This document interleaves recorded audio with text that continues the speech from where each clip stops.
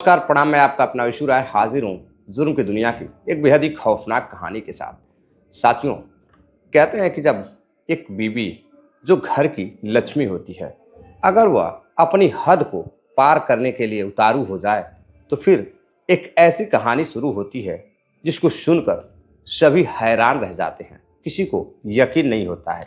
आज एक ऐसी महिला की कहानी जिसके चक्कर में एक नहीं बल्कि तीन तीन परिवार तबाह हो जाते हैं। साथियों, मैं बात कर रहा हूँ छत्तीसगढ़ के बलरामपुर की। बलरामपुर साल 2024 एक पुलिस स्टेशन लगता है कुसमी। कुसमी पुलिस स्टेशन के अंतर्गत एक क्षेत्र में एक पति काम से घर लौटता है जिसका नाम सूरज देव रहता है।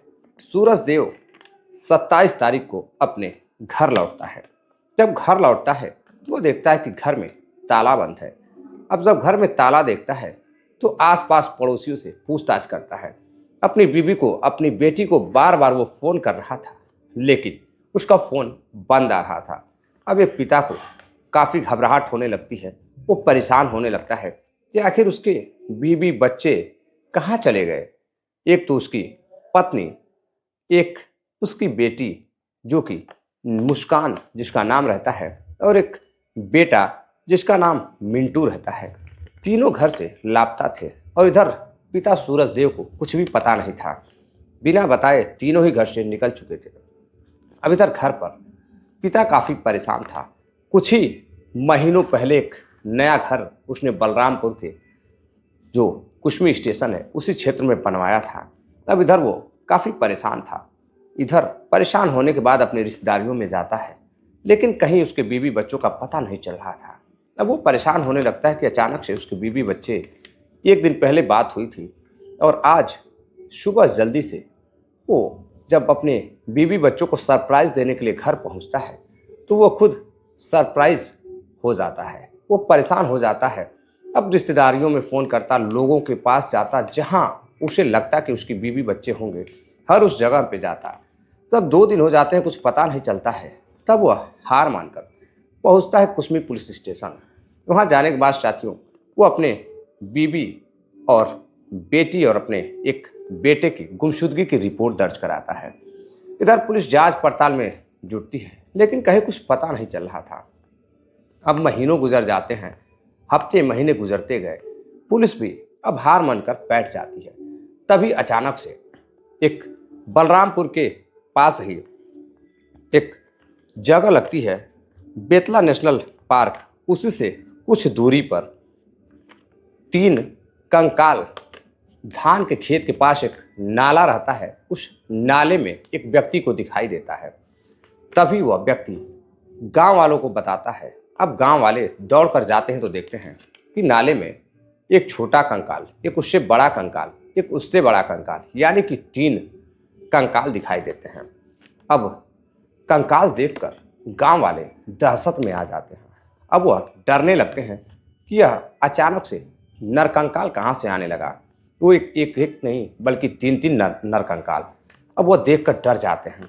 तभी पुलिस को सूचना दी जाती है। मौका वारदात पर पुलिस पहुंचती है।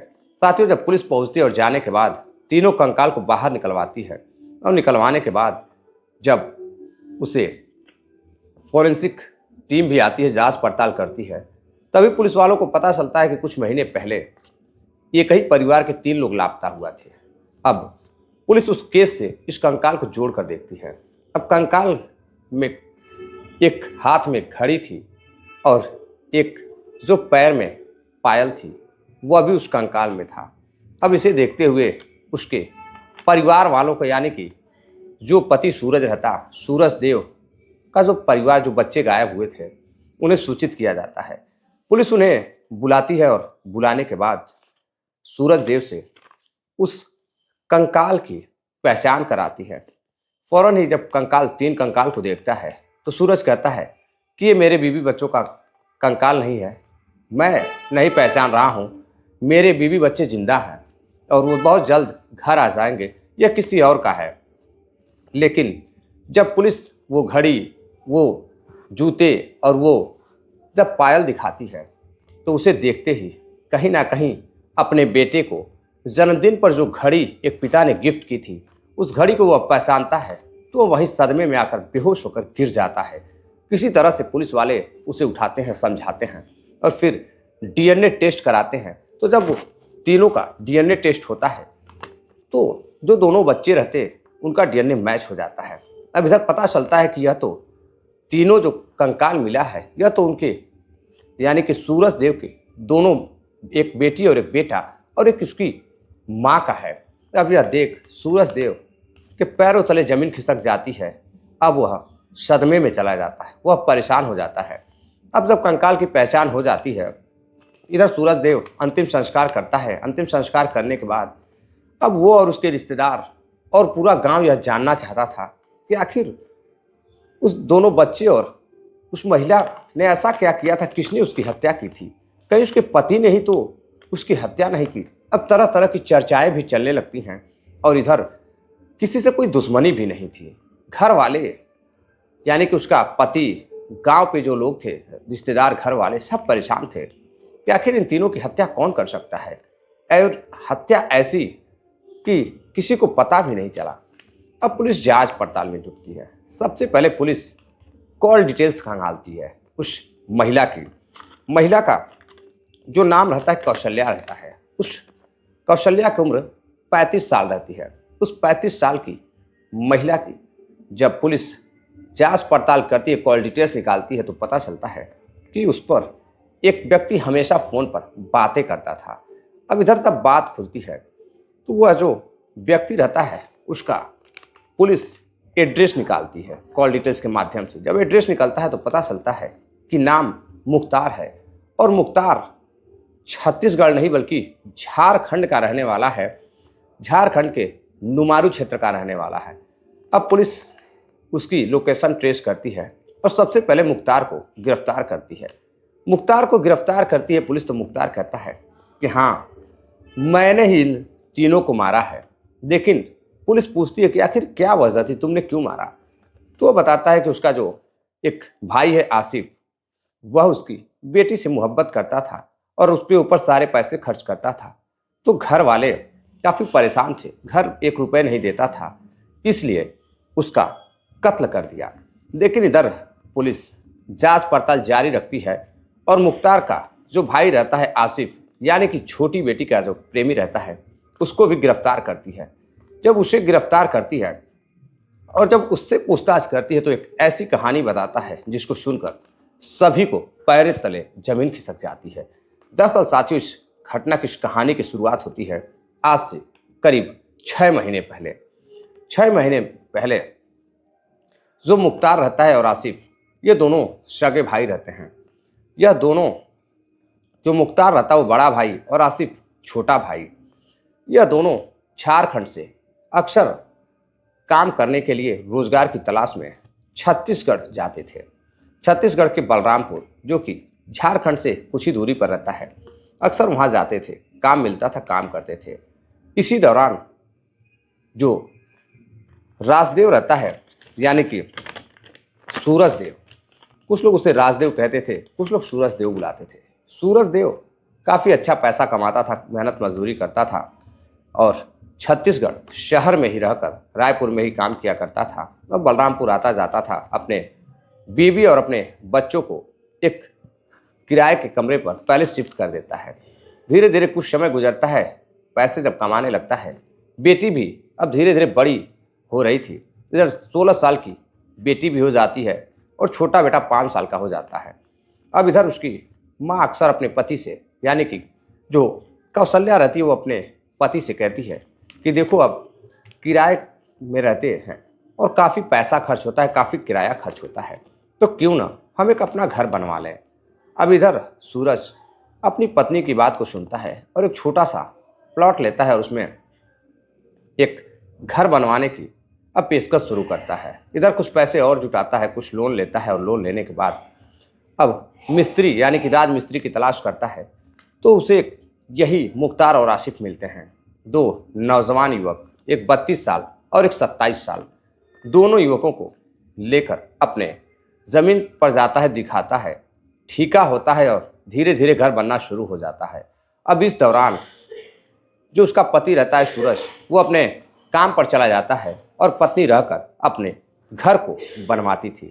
किराए के कमरे में वो रहती थी। जो ज़रूरत की सामान जो भी ज़रूरत पड़ती वो ले जाकर वहाँ उपलब्ध कराती थी। इधर मुख्तार और आसिफ दोनों घर बनाने में माहिर थे। घर को तैयार कर देते हैं और धीरे धीरे आते जाते जो मुख्तार रहता है अपनी ही मालकिन कौशल्या को चाहने लगता है। धीरे धीरे दोनों की चाहत इस कदर बढ़ जाती है कि अब मुख्तार उसके कमरे में जाने लगता है और उसके साथ अब शारीरिक संबंध तक बनाने लगता है। अब एक दिन मामला बढ़ता गया।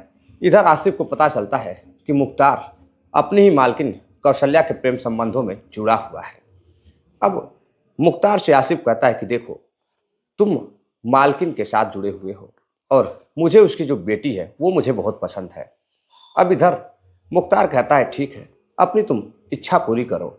अब इधर दोनों एक साथ कमरे पर जाते हैं और मुख्तार मालकिन के साथ कमरे में चला जाता है। बेटा बगल में सोया रहता है तो कभी खेलता रहता। बेटी आती है, बातचीत होती है।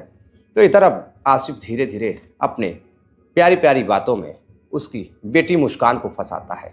धीरे धीरे मुस्कान को अपने प्रेम जाल में फंसा लेता है और फंसाने के बाद अब उसके साथ भी समय गुजारने लगता है, समय व्यतीत करने लगता है। इधर धीरे धीरे समय बीतता गया। उसका पति आता है, घर में शिफ्ट करा देता है और शिफ्ट कराने के बाद वो चला जाता है। अब उसके पति के रहने पर भी कभी कभी मुख्तार घर पर आता था, आसिफ घर पर आते थे, दुआ सलामी करते थे और घर में भोजन वगैरह करते थे और चले जाते थे। अब जो व्यवहार था, जो बिहेव था मुख्तार और आसिफ का, सूरज देव को काफ़ी अच्छा लगता था। तो घर में आना जाना लगा रहता था किसी न किसी काम के बहाने। अब इधर मुख्तार अपनी मालकिन कौशल्या के प्रेम संबंधों में बना रहा और इधर आसिफ उसकी बेटी मुस्कान के प्रेम संबंधों में बना रहा। जब जी चाहता था घुमाने के लिए ले जाता था और जब जी चाहता था घर में ही शारीरिक संबंध बनाया करता था। माँ और बेटी दोनों एक दूसरे के बारे में जानते थे और इधर बेटी आसिफ से बेहद मोहब्बत करने लगती है और इसी दौरान वो अपने स्कूल के एक फ्रेंड से भी बातें करती थी जिससे वह काफ़ी प्यार करती थी। इधर आसिफ से भी मोहब्बत करती थी और उधर एक अपने अलग प्रेमी से बातचीत करती थी।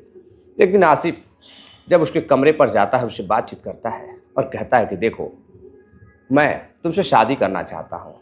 इधर जो लड़की रहती मुस्कान कहती है कि नहीं, अभी मैं नाबालिग हूँ, मैं शादी नहीं कर सकती, कुछ दिन और रुको। धीरे धीरे समय गुजरने लगता है। इधर बार बार जब आसिफ अपनी प्रेमिका को फ़ोन करता तो पता चलता कि कभी कभी उसका नंबर वेटिंग आता, तो वो परेशान होने लगता है। अब इधर जो उसकी प्रेमिका रहती अब अपने खर्च के लिए आसिफ से पैसे भी मांगती थी। तो आसिफ अपनी प्रेमिका पर ढेर सारे पैसे भी खर्च करता था और इधर आसिफ का खुद का एक परिवार था। अब परिवार, जब भी आसिफ परिवार में जाता था, परिवार वाले खर्च के लिए पैसे मांगते थे, बच्चे पैसे मांगते थे, घर वाले माँ बाप पैसे मांगते थे। तो आसिफ उन्हें थोड़े बहुत पैसे देकर कहता था कि काम धंधे में गिरावट आ चुकी है, काम नहीं मिल रहा है, आजकल बहुत मंदी चल रही है। अब धीरे धीरे परिवार वालों को भी पता चल जाता है कि कहीं ना कहीं आसिफ का भी चक्कर चल रहा है और सेम यही हाल मुख्तार का भी रहता है। मुख्तार भी घर पर थोड़े बहुत पैसे दिया करता था और सारे खर्च अपनी प्रेमिका कौशल्या पर किया करता था और जो आसिफ था वो अपनी प्रेमिका मुस्कान पर किया करता था। अब धीरे धीरे समय बीतता गया।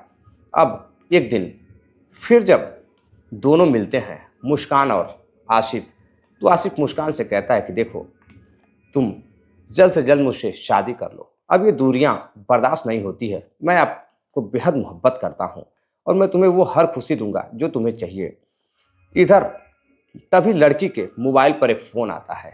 अब वो बात करती है और कहती है कि मेरे एक दोस्त का कॉल है, मुझे जाना होगा। और साथियों, जैसे ही वो यह बात कहती है, अब आसिफ को लगने लगता है कि वो उससे दूर जा रही है, कहीं ना कहीं वो उससे शादी नहीं करना चाहती है। अब इधर जो मुस्कान रहती वो शादी करने से मना कर देती है। अब आपसी मतभेद बढ़ने लगते हैं। मुस्कान बार बार जब भी आसिफ पूछता था कि मैं तुमसे निकाह करना चाहता हूँ, शादी करना चाहता हूँ, तो लड़की अपने धर्म के खिलाफ न जाकर सिर्फ प्रेम संबंधों तक ही सीमित रखना चाहती थी। तो वो बार बार इस बात को लेकर उससे आसिफ से कहती थी और आसिफ अब परेशान हो जाता है अपनी प्रेमिका की चाहत मुस्कान से वो दूर जाने लगता है। अब उसे लगता है कि मुस्कान उससे बिछड़ जाएगी। अब एक दिन वो प्लान बनाता है। प्लान के तहत मुख्तार को सारी बातें बताता है। मुख्तार कहता है चलो ठीक है। अब वह फिर फ़ोन करता है और आखिरी बार अपनी प्रेमिका से पूछता है कि क्या तुम मुझसे शादी करना चाहोगी। तो इधर उसकी प्रेमिका फिर से मुस्कान मना कर देती है। अब इधर जब मुस्कान मना कर देती है साथियों, तो जो उसका प्रेमी रहता है वह मुख्तार के साथ आसिफ पहुंचता है बलरामपुर, यानी कि उसके क्षेत्र में पहुंचने के बाद करीब रात 11 बज रहे थे। करीब 26 तारीख को रात भर वहीं रुकते हैं दोनों, और साथ में उसका एक और दोस्त रहता है जिसका नाम आरिफ रहता है। आरिफ भी वहाँ मिलता है, यानी कि टोटल 6 लोग हो जाते हैं। और आरिफ मिलने के बाद कुछ देर बाद वहाँ से चला जाता है। आसिफ, मुख्तार और दोनों बच्चे, बेटी और मिंटू और एक उसकी माँ कौशल्या, पांचों रात में खाना बनाते हैं, खाते हैं, सोते हैं। और अगले दिन सुबह ही 27 सितंबर को सुबह 6 बजे तीनों को लेकर दोनों प्रेमी, एक बेटी का प्रेमी आसिफ और एक मुख्तार, साथियों दोनों लेकर घूमने के लिए एक जगह लगती है Betla national park. Betla national park घूमने की बात कहकर तीनों को लेकर जाते हैं और तीनों को लेकर घूमने के लिए जाते हैं। और उसके बाद वहाँ से एक कमरे पर ले जाते हैं। कमरे पर ले जाने के बाद तीनों वहाँ रुकते हैं। रात होती है और रात होते ही आसिफ इतने गुस्से में रहता है कि एक बार फिर अपनी प्रेमिका से पूछता है कि मुस्कान, तुम मुझसे कितना प्यार करती हो, मुझसे शादी करना चाहोगी कि नहीं। अब इधर मुस्कान फिर से मना करती है और तुरंत ही आसिफ एक चाकू निकालता है और चाकू से मुस्कान के गला रेत देता है और पेट में कई बार वार करता है। और साथियों मुस्कान चीखने लगती है, चिल्लाने लगती है। तभी उसका दम भी निकल जाता है और उसकी चीखने चिल्लाने की आवाज़ सुनकर उसकी माँ कौशल्या जग जाती है। और जब दौड़ कर आती है तभी मुख्तार अपनी प्रेमिका कौशल्या को पकड़ लेता है और आसिफ और मुख्तार दोनों मिलकर उसकी भी हत्या कर देते हैं। अब दोनों हत्या हो जाती है और इधर बेटा मिंटू भी, जो 7 साल का रहता है, वो अभी जग जाता है। अब जगने के बाद 5 साल का मिंटू जग जाता है और दोनों माँ और अपनी बहन की चीखें सुनकर वह जब जगता है तो दौड़ कर जाता है। और साथियों जब बाहर निकल कर देखता है तो माँ फर्श पर गिरी थी, खून बह रहा था। बहन फर्श पर गिरी थी, खून बह रहा था। अब इस चीज़ को छोटा सा मासूम सा बेटा परेशान हो जाता है, देखकर चिल्लाने लगता है, चीखने लगता है। तभी दोनों मिलकर उस बेटे का भी कत्ल कर देते हैं, मिंटू का भी कत्ल कर देते हैं। साथियों कत्ल करने के बाद बारी बारी से तीनों को ले जाकर उसी क्षेत्र में कुछ दूरी पर धान के खेत के बगल में एक नाला गुजर रहा था, उस नाले में तीनों बॉडी को डाल देते हैं, फर्श को साफ करते हैं और ताला लगाने के बाद वहां से गायब हो जाते हैं। अब इधर सूरज देव जब पहुंचता है घर अगले दिन तो वह देखता है कि बच्चे गायब हैं। अब यह सब देखकर पुलिस के पास जाते हैं, शिकायत दर्ज कराते हैं। पुलिस सीसीटीवी फुटेज खंगालती है, सब कुछ करती है, लेकिन कहीं कुछ पता नहीं चल रहा था। जब नरकंकाल मिलता है तो पुलिस और एक्टिव होती है और जांच पड़ताल करती है और जांच पड़ताल कर मुख्तार और आसिफ को गिरफ्तार कर साथियों सारी हकीकत मुंह से उगलवाती है। और उसके बाद दोनों को 2 बच्चे और एक महिला के कत्ल में जेल में डाल देती है। तो साथियों ये थी एक कहानी, ऐसी कहानी जिसको सुनने के बाद हर कोई हैरान रहता है, सोचने पे मजबूर रहता है कि आखिर लोग इस हद तक जाते ही क्यों हैं कि यह सब दिन देखना पड़ता है। तो साथियों जागरूक रहें, सावधान रहें। चलते चलते कुछ साथियों ने कमेंट किया है जिनका नाम है डॉक्टर मुकेश कुमार जी हैं, इलाहाबाद प्रयागराज के रहने वाले हैं। डॉक्टर AK अग्निहोत्री जी हैं, ये भी उत्तर प्रदेश प्रयागराज से हमारी कहानी को रोजाना देखते हैं। प्रमोद यादव हैं, बिहार छपरा के रहने वाले हैं। सुरेश बहादुर हैं, उत्तर प्रदेश लखनऊ से हमारी कहानी को सुनते हैं। सतीश मिश्रा हैं, दिल्ली से हमारी कहानी को सुनते हैं। हिमांशु राय हैं, उत्तर प्रदेश लखनऊ से हमारी कहानी को सुनते हैं। तो साथियों आप सभी अपना प्यार बनाए रखिए, कहानी को ज़्यादा से ज़्यादा शेयर कीजिए ताकि आजकल की जो महिलाएं हैं, जो लड़कियां हैं, इस कहानी को देखकर सबक ले सकें और किसी के साथ, उनके साथ कुछ गलत ना हो, इस बात के लिए वो तैयार रहें और कुछ सीख ले सकें। तो नमस्कार, जय हिंद।